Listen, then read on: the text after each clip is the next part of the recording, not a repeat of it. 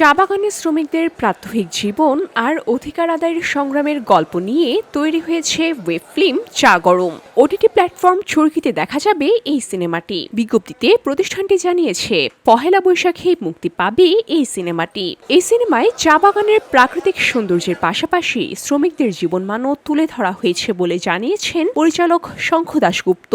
চা গরম নিয়ে শঙ্খ বলেন, নির্মাতা হিসাবে আমার কাছে মনে হয়েছে বাংলাদেশে চা বাগান সবসময়ই ব্যবহৃত হয়েছে ব্যাকড্রপ হিসেবে।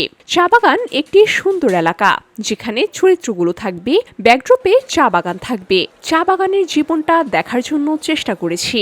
ট্রেইলার তো আসলে একটা মার্কেটিং টুল, সো এটা বিভিন্ন ধরনের পার্সপেক্টিভ থাকে।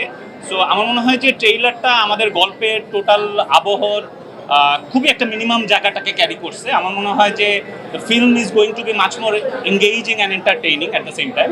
সো আমার মনে হয় না যে ট্রেইলার দেখার পরে যে এক্সপেকটেশনসটা তৈরি হচ্ছে সেটা কোনো জায়গাতে আসলে ফিল্মটা দেখার পরে সেটা কমার চান্সেস রাদার আমার মনে হয় যে people would be, the audience would be much more happier after watching the film. এই সিনেমায় তরুণ শিল্পীদের নিয়ে কাজ করা হয়েছে বলে জানিয়েছেন শঙ্খ।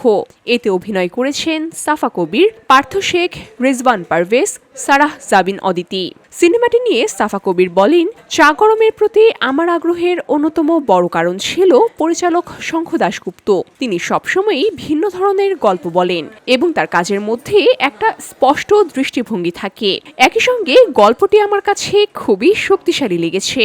আমি চা বাগানে এর আগেও অনেকবার শুটিং করেছি, আমার বেশ কয়েকবার যাওয়া হয়েছে, বাট আমার কাছে সবসময় এই কাজটা করার পরে মনে হচ্ছে যে চা গরম অলওয়েজ আগে আমাদের ব্যাকড্রপে থাকতো, আমরা ফ্রন্টে এসে কাজ করতাম, বাট এবার মনে হচ্ছে যে চা বাগান হচ্ছে ফ্রন্টে আমরা আছি। এবং আমার কাছে মনে হচ্ছে it's a whole new experience for me, because চা বাগানে আগে কাজ করেছি, বা চা বাগানের ভেতরটা আসলে কখনো এভাবে অনুভব করিনি, যেটা এই কাজের মাধ্যমে অনুভব করেছি, অ্যান্ড এটা আমাকে অনেক ভাবিয়েছে। VOD Bangla news desk.